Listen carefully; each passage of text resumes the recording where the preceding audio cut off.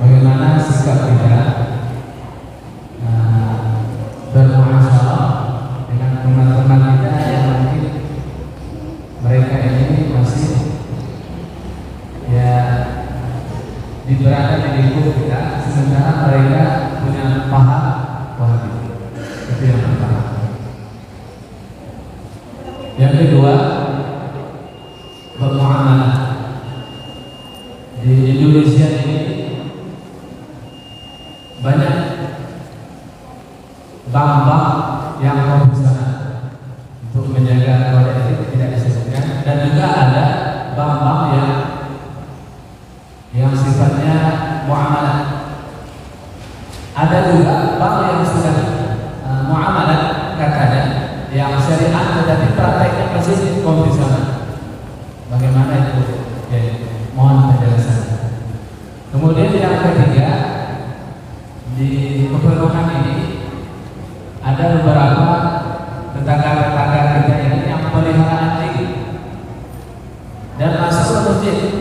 Ada yang mengusulkan dibunuh, ada yang mengusulkan juga diusir. Bagaimana hukum dalam hal yang saya tahu beberapa pakar itu beda pendapat tentang kenajisan daripada anjing. Mohon penjelasannya. Terima kasih. Assalamualaikum warahmatullahi wabarakatuh.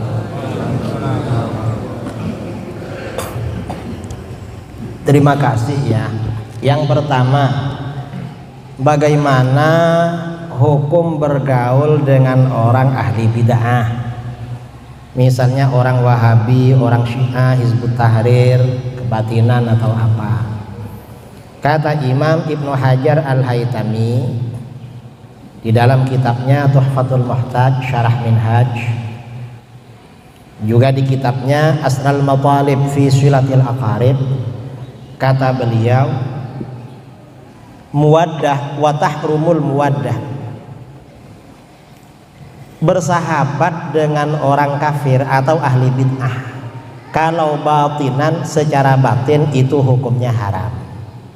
Secara batin itu artinya apa? Menjadi sahabat karib, sampai-sampai tahu rahasia masing-masing. Kalau ada apa curhat atau apa itu haram. Kalau muwaddah, bersahabat itu secara zahir itu boleh, tapi makruh. Bertemu ya nyapa atau apa gitu, kita perlu beli di tempatnya dia jualan, itu makruh aja, makruh kalau hanya secara zahir. Kalau ada orang-orang di luar ahlus sunnah, kalau kita dekati dia bisa kembali ke ahlus sunnah, maka wajib bergaul dengan dia. Tapi bergaul itu karena ada visi misi, misinya ngajak dia kembali ke dalam ahlus sunnah wal jamaah. Kalau bersahabat ya tadi itu hukumnya. Kalau secara batin haram, kalau secara zahir hukumnya makruh. Ini pertanyaan pertama. Yang kedua, ebang-ebang yang ada di dunia sekarang.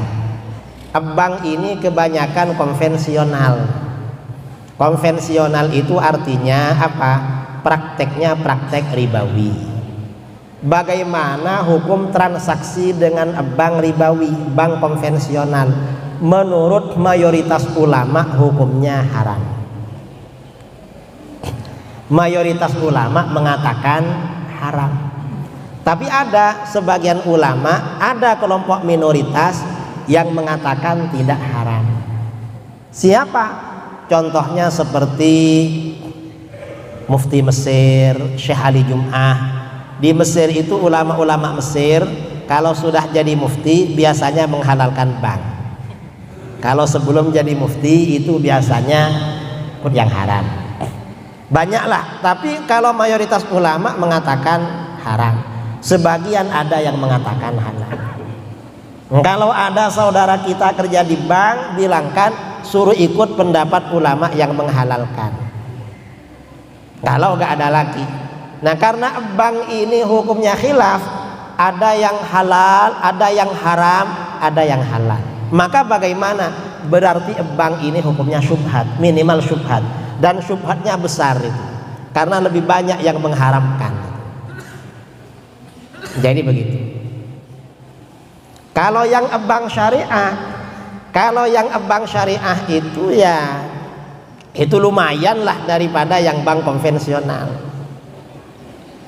Mengapa? Karena transaksinya dengan kita kan syar'i, pakai akad mudharabah, pakai akad bai' bitsamanil ajil, dan pakai qardul hasan atau transaksi yang syar'i yang lainnya. Enggak apa-apa kalau itu yang bank syariah.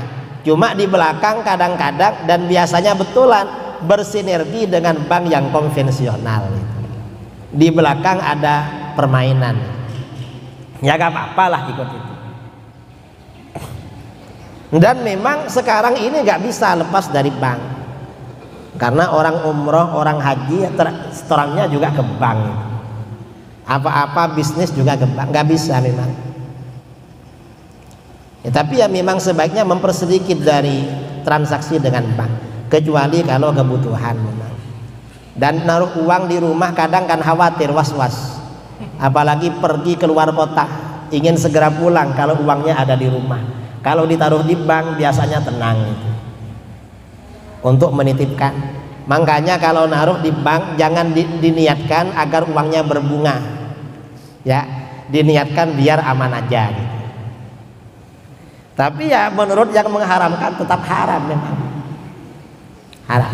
Menurut yang menghalalkan ya halal, ada khilaf itu.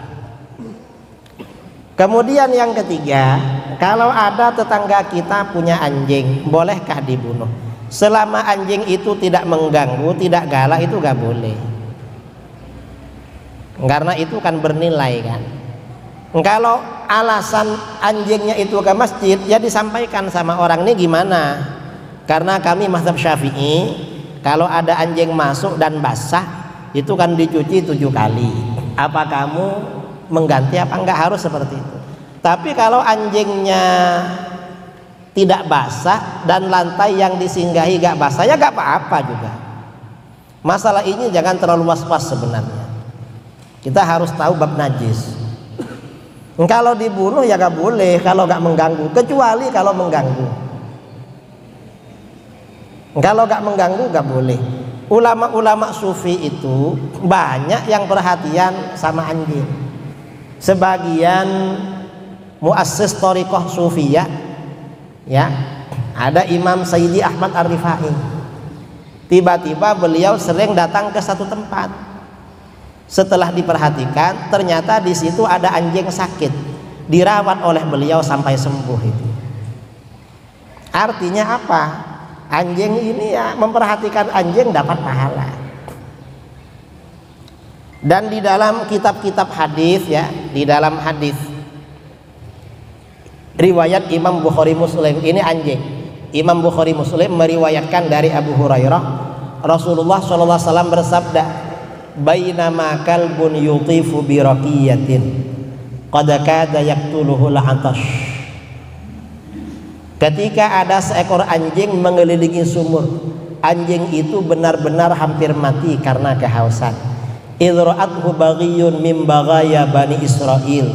Tiba-tiba seorang pelacur Bani Israel melihatnya.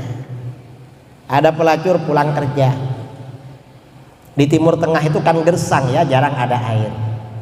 Ada anjing hampir mati karena haus, mau minum ke dalam sumur gak bisa, akhirnya ngelilingi sumur. Pelacur ini pulang, kelihatan anjing itu mungkin sempoyongan gini, udah hampir mati. Hatinya merasa kasihan, merasa iba. Fanaza'at muqaha, lalu pelacur ini melepas sepatunya. Setelah melepas sepatunya, fastaqat lahu bihi, dia ambil air ke bawah pakai sepatunya. Dulu itu sumur gak pakai timba, gak pakai tali, pakai tangga. Karena peradaban manusia belum sampai pada bikin timba, bikin tali. Pakai tangga ke bawah. Pakai sepatunya ambil air. Setelah naik ke atas, fasaqathu bihi, dia kasih minum anjing itu dengan sepatunya. Setelah itu dia pulang, habis itu meninggal dunia. Apa yang terjadi? Gara-gara ngasih minum anjing, faghufira laha bihi, Allah ampuni dosanya sebab ngasih minum anjing. Artinya apa? Ngasih minum anjing itu bisa menghabiskan dosa, walaupun dosa besar. Ini pelacur. Karenanya kata Imam Al-Qurtubi, kalau kamu merasa banyak dosanya yang sering sedekah air minum. Mengapa? Pelacur aja diampuni dosanya oleh Allah, padahal ngasih minum anjing. Nah, berdasarkan hadis ini ya, kata para ulama, orang punya hewan ternak atau ada hewan, kemudian lapar atau haus, kasih makan, kasih minum, itu ngurangi dosa. Tapi jangan ternak anjing ya, jangan rawat anjing, karena gak dianjurkan, memang makruh. Orang punya anjing, orang Islam punya anjing itu pahalanya tiap hari berkurang. Mengapa? Ganggu orang biasanya lah, ini ganggu masjid ini, ganggu. Ya mungkin dinigu lah, dibeli atau apa biar dibuang, diapa itu yang punya itu. Kalau orang Islam, atau gimana caranya? Karena selama gak mengganggu memang gak boleh dibunuh, gak boleh. Apalagi miliknya orang itu, gak dianjurkan. Dan anjing ini punya keistimewaan. Istimewanya apa? Anjing ini setia pada orang yang pernah berbuat baik sama dia. Ini anjing. Sampai-sampai ada ulama ahli hadis, Imam Ibnul Marzibani menulis kitab berjudul Tafdhilul Kilab ala kathirin mimman labisas thiyab. Keutamaan anjing melebihi banyak orang yang memakai baju. Mengapa? Anjing ini yang penting pernah dikasih daging, setia banget habis itu sama orang yang pernah ngasih. Tetapi orang yang pakai baju, sudah dikasih makan, pakai ini masih berkhianat. Betul. Nah, yang korupsi itu anjing apa manusia? Yang korupsi kan manusia itu pakai baju itu, ganteng-ganteng orangnya. Anjing nggak korupsi itu. Anjing ini hewan yang qanaah.